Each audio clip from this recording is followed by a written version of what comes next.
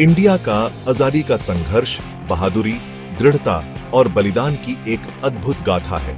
इस उथल-पुथल के दौर में बहुत सारे हीरो उभरे, जिनमें सुभाष चंद्र बोस, प्यार से नेताजी, एक यूनिक और रिवियर्ड जगह रखते हैं। उनकी अदम्य भावना, मिलिट्री स्किल और आजादी के लिए अनवेवरिंग कमिटमेंट आज भी कई जेनरेशंस को इंस्पायर करता है। वो एक एक्शन के आदमी थे, एक विजनरी लीडर, जिन्होंने ब्रिटिश एम्पायर की ताकत को चैलेंज करने की हिम्मत दिखाई। बोस की जिंदगी कंप्लीट इंडिपेंडेंस में उनके बिलीफ का प्रमाण है, एक ऐसा विजन जो अक्सर महात्मा गांधी और इंडियन नेशनल कांग्रेस के रास्ते से अलग था। जहां Gandhi ji non violent resistance को सपोर्ट करते थे, वहीं बोस एक एग्रेसिव अप्रोच के लिए आर्ग्यू करते थे। उनका मानना था कि ब्रिटिश राज को हटाने के लिए आर्म्ड स्ट्रगल जरूरी है। विचारधारा में इस फंडामेंटल डिफरेंस ने उन्हें अपना अलग रास्ता बनाने पर मजबूर किया, एक ऐसा रास्ता जो उन्हें इंडिया की सीमाओं से बहुत दूर ले गया। उनका सफर एक्स्ट्रॉर्डिनरी इवेंट्स से भरा हुआ था। सेकेंड वर्ल्ड वॉर में एक्सिस पावर्स के साथ अलायंस बनाने से लेकर इंडियन एक्सपैट्रिएट्स की एक आर्मी, आजाद हिंद फौज बनाने तक। इंडिया के एक देश के रूप में पोटेंशियल में बोस का अनवेवरिंग बिलीफ और इसे कॉलोनियल रूल से आजाद कराने के लिए उनकी टायरलेस एफर्ट्स ने उन्हें इंडिया की आजादी की लड़ाई में सबसे प्रोमिनेंट फिगर्स में से एक बना दिया।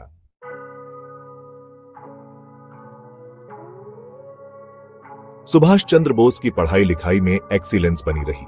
कटक में स्कूलिंग खत्म करने के बाद वो आगे की पढ़ाई के लिए कलकत्ता, अब कोलकाता के प्रेस्टिजियस प्रेसिडेंसी कॉलेज चले गए। यहां उन्होंने फिलॉसफी की पढ़ाई में खुद को डुबो दिया, एक ऐसा सब्जेक्ट जो उनके क्यूरियस माइंड और लाइफ की कॉम्प्लेक्सिटीज को समझने की उनकी बढ़ती इच्छा से गहराई से जुड़ा था। प्रेसिडेंसी कॉलेज में उनका समय सिर्फ एकेडमिक परसूट्स के लिए ही नहीं, बल्कि उनके अंदर पनप रही पॉलिटिकल अवेकनिंग के लिए भी महत्वपूर्ण था। उस समय कलकत्ता का पॉलिटिकल माहौल नेशनलिस्ट फर्वर से भरा हुआ था। 1905 में बंगाल का विभाजन ब्रिटिश सरकार का एक ऐसा कदम, जिसका मकसद बढ़ते राष्ट्रवादी आंदोलन को कमजोर करना था, ने व्यापक विरोध प्रदर्शन भड़का दिए थे और आजादी की भावनाओं को हवा दी थी। बोस ने खुद को इन आंदोलनों की ओर खींचा हुआ पाया, रैलियों और भाषणों में भाग लिया और साथ ही छात्रों और बुद्धिजीवियों के साथ भारत के भविष्य के बारे में चर्चा की। उन्होंने ब्रिटिश शासन के अत्याचारी स्वभाव और अपने साथी भारतीयों की दुर्दशा के बारे में जितना अधिक सीखा, आजादी के लिए लड़ने का उनका संकल्प उतना ही मजबूत होता गया। हालांकि प्रेसिडेंसी कॉलेज में उनका सफर चुनौतियों के बिना नहीं था। एक ब्रिटिश प्रोफेसर द्वारा की गई कथित रूप से नस्लवादी टिप्पणी की एक घटना ने बोस और उनके साथी भारतीय छात्रों को बहुत बुरा लगा। विरोध में बोस ने एक छात्र हड़ताल का नेतृत्व किया, एक ऐसा विद्रोह जिसके परिणाम स्वरूप उन्हें कॉलेज से निकाल दिया गया। यह घटना हालांकि एक झटके जैसी लग रही थी, ने उनकी विद्रोही भावना को और हवा दी और जहां भी उन्होंने अन्याय देखा, उसे चुनौती देने की उनकी प्रतिबद्धता को मजबूत किया। इस झटके से निराश नहीं हुए, बोस की ज्ञान की प्यास बनी रही। उन्होंने इंग्लैंड में उच्च शिक्षा हासिल करने पर अपनी नजरें जमाई, ये मानते हुए कि अंदर से ब्रिटिश सिस्टम की गहरी समझ उन्हें इसके खिलाफ लड़ाई में बेहतर ढंग से तैयार करेगी। 1919 में वह इंडियन सिविल सर्विस परीक्षा में शामिल होने के लिए इंग्लैंड गए, एक बेहद मुश्किल परीक्षा जो ब्रिटिश भारत में प्रशासनिक पदों का गेटवे थी।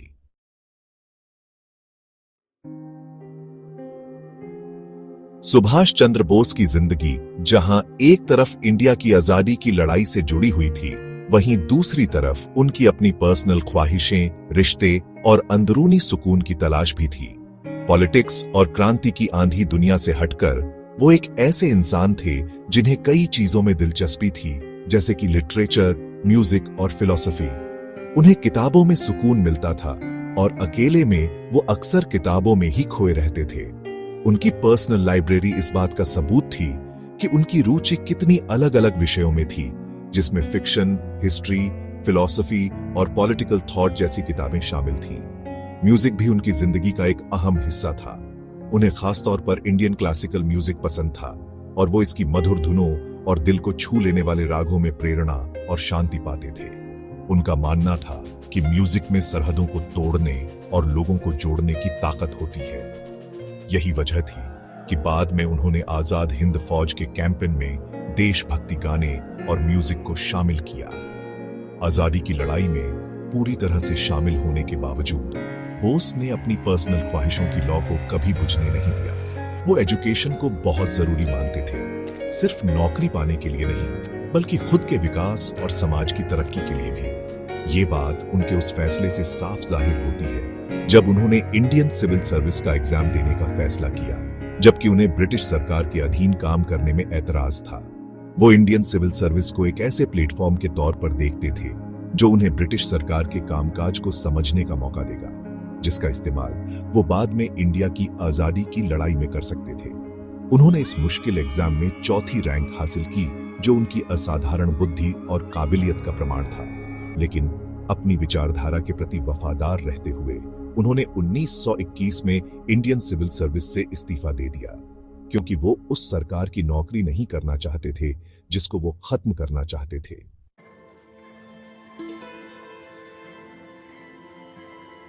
1939 में जब दूसरा विश्व युद्ध शुरू हुआ, सुभाष चंद्र बोस ने देखा कि दुनिया भर में जो उथल पुथल मची है, उसका इस्तेमाल भारत की आजादी की लड़ाई में फायदे के लिए किया जा सकता है।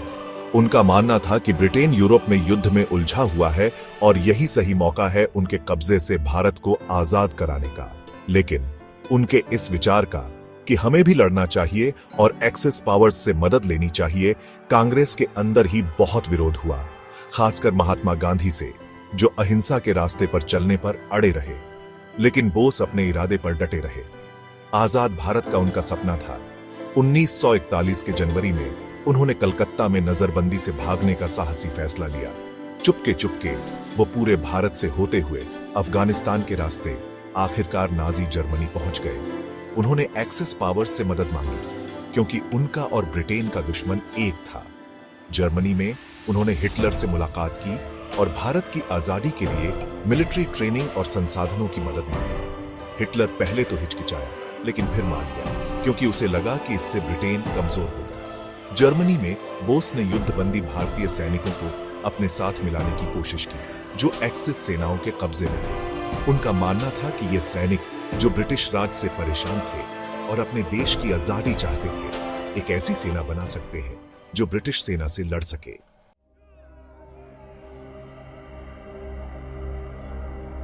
सुभाष चंद्र बोस ने वर्ल्ड वॉर II के दौरान एक्सिस पावर्स से मदद लेने का फैसला लिया था।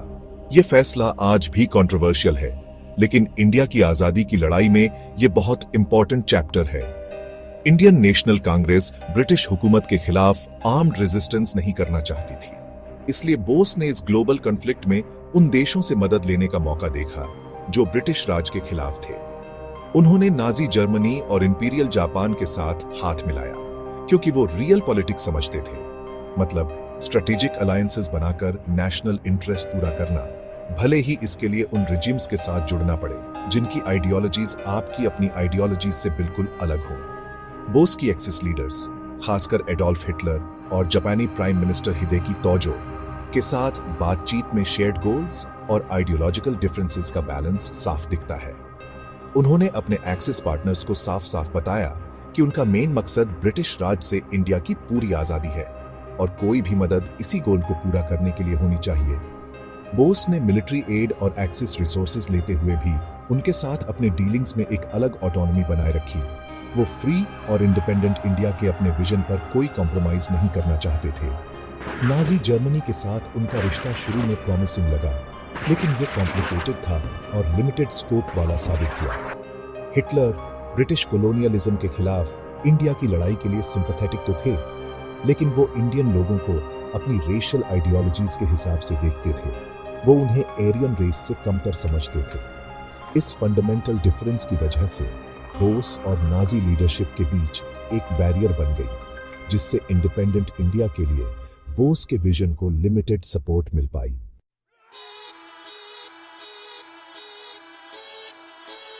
सुभाष चंद्र बोस की लाइफ डेयरिंग एस्केप्स और ऑडेशियस मिशंस से भरी हुई थी। ये उनकी ब्रेवरी, स्ट्रेटेजिक एक्यूमेन और इंडिया की फ्रीडम के लिए उनके अनवेवरिंग कमिटमेंट को दिखाता है। बोस को पता था कि ब्रिटिश इंटेलिजेंस उन पे नजर रखे हुए है और इंडिया में उनकी मौजूदगी ब्रिटिश राज के लिए खतरा है। इसलिए जनवरी 1941 में उन्होंने कलकत्ता में हाउस अरेस्ट से भागने का प्लान बनाया। बहुत ही सीक्रेट प्लानिंग और अपने सपोर्टर्स की मदद से बोस ने एक मुश्किल सफर तय किया। वो पूरे इंडिया से होते हुए अफगानिस्तान गए और आखिरकार नाजी जर्मनी पहुंच गए। ये remarkable journey second world war के बीच में हुई थी, जो बहुत ही डेंजरस और अनसर्टेन थी। गैप 2S बोस डिस्गाइज में और अलग अलग नामों से ब्रिटिश सर्विलांस से बचते रहे। उन्होंने अपनी अक्लमंदी, हिम्मत और उन लोगों के सपोर्ट पर भरोसा किया जिन्होंने अपनी जान जोखिम में डालकर उनकी मदद की। जर्मनी, जो उस समय ब्रिटेन का दुश्मन था, वहां तक उनका सफर ये दिखाता है कि वो इंडिया की आजादी के लिए किसी भी हद तक जाने को तैयार थे। जर्मनी पहुंचने पर बोस ने नाजी गवर्नमेंट से मदद मांगी। उन्हें लगा कि ब्रिटेन, जो उन दोनों का कॉमन एनिमी है, एक स्ट्रेटेजिक अपॉर्चुनिटी दे सकता है। उन्होंने हिटलर समेत कई नाजी लीडर्स से मुलाकात की और इंडियन इंडिपेंडेंस मूवमेंट के लिए मिलिट्री ट्रेनिंग और रिसोर्सेज की बात की। एक ऐसी हुकूमत से डील करना जिसकी आइडियोलॉजी उनसे बिल्कुल अलग थी, ये आसान नहीं था। फिर भी बोस का फोकस सिर्फ एक चीज पर था, इंडिया की आजादी के लिए सपोर्ट हासिल करना। जर्मनी में उनका मेन काम था एक्सिस फोर्सेस द्वारा पकड़े गए इंडियन प्रिजनर्स ऑफ वॉर को ऑर्गेनाइज करना।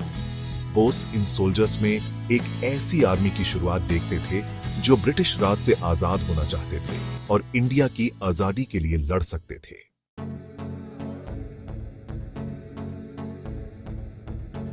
अप्रैल 1941 में सुभाष चंद्र बोस के जर्मनी पहुंचने ने इंडिया की आजादी की लड़ाई में एक नए और कंट्रोवर्शियल चैप्टर की शुरुआत की। ब्रिटिश राज के चंगुल से बचकर उन्होंने एक डेयरिंग गैम्बल लिया। खुद को एक ऐसे रेजिम के साथ अलाइन किया जिसे उसकी एट्रोसिटीज के लिए वाइडली कंडेम्ड किया जाता था। उनका मानना था कि जर्मनी, जो ब्रिटेन के साथ एक बिटर वॉर में लॉक्ड था, ब्रिटिश साम्राज्य को अंदर से डिसमेंटल करने के लिए जरूरी सपोर्ट प्रोवाइड कर सकता है।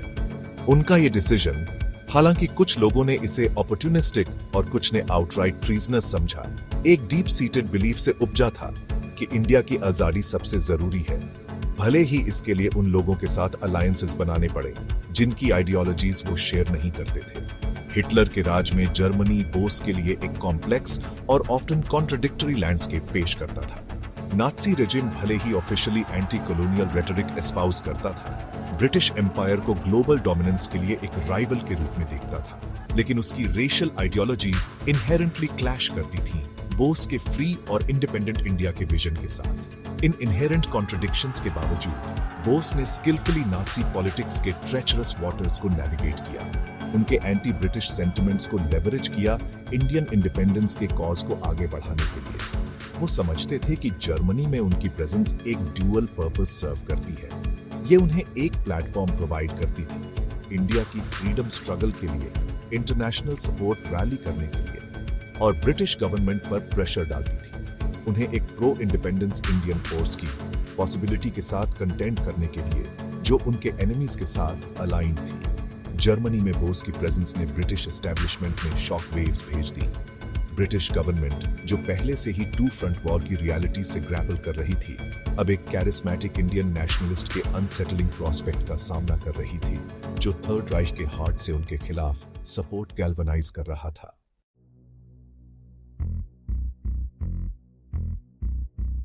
ब्रिटिशर्स, जो इंडियन इंडिपेंडेंस मूवमेंट को बस एक छोटा मोटा अंदरूनी झगड़ा समझते थे, अब उन्हें एक बड़े बाहरी खतरे का सामना करना पड़ रहा था, वो भी एक ऐसे आदमी के हाथों जिसे वो 10 साल से चुप कराने की कोशिश कर रहे थे। बोस के बर्लिन से फर्राटेदार इंग्लिश में भाषण सीधे इंडियन लोगों के लिए ब्रिटिशर्स की चिंता बढ़ा रहे थे। बोस के मैसेज इंडियंस को ब्रिटिश राज के खिलाफ उठ खड़े होने और युद्ध के मौके का फायदा उठाने के लिए ब्रिटिशर्स को बहुत भड़काऊ लगे और उनके साम्राज्य के लिए सीधा खतरा। ब्रिटिश सरकार ने बोस के जर्मनी में कामों पर घबराहट, प्रोपेगेंडा और उन्हें बदनाम करने की कोशिशों से रिएक्ट किया। उन्होंने बोस को गद्दार, फासिस्ट ताकतों का साथी और हिटलर के ब्रिटिश साम्राज्य तोड़ने के प्लान का मोहरा बताया। ब्रिटिश खुफिया एजेंसियां बोस के प्रोपेगेंडा का मुकाबला करने में लग गईं। कहानियां फैलाईं कि बोस नाजियों की कठपुतली है, एक खतरनाक कट्टरपंथी जिनका इंडिया के लिए नजरिया लोकतंत्र और स्वराज के खिलाफ है। ब्रिटिशर्स की बदनाम करने की कोशिशों के बावजूद इंडिया में बोस का प्रभाव बढ़ता रहा। ब्रिटिश हिरासत से उनका साहसिक पलायन, आजादी के लिए उनकी अटूट प्रतिबद्धता और अंतर्राष्ट्रीय मंच पर ब्रिटिश सत्ता को चुनौती देने की उनकी इच्छा भारतीय लोगों के एक बड़े हिस्से को बहुत प्रभावित कर रही थी। ब्रिटिश सरकार बोस की बढ़ती लोकप्रियता और अपने उपनिवेशों के लिए उनके खतरे को समझते हुए उनके हर कदम पर नजर रखने, उनके संदेशों को रोकने और उनके समर्थकों को तोड़ने में लग गई। वे समझ गए थे कि बोस नाजी जर्मनी के साथ होने के बावजूद भारतीय राष्ट्रवाद का एक मजबूत प्रतीक थे, एक ऐसी ताकत जो पूरी आजादी के झंडे तले भारत के अलग अलग गुटों को एकजुट कर सकती थी। जर्मनी में उनकी मौजूदगी ब्रिटिशर्स के लिए परेशानी का सबब तो थी ही, साथ ही उनके युद्धकालीन दावों के विरोधाभासों को भी उजागर करती थी। फ्रीडम और डेमोक्रेसी के रक्षक होने का दावा करते हुए ब्रिटिश सरकार अपने उपनिवेशों से चिपकी रही, लाखों भारतीयों को बुनियादी आजादी से वंचित रखा।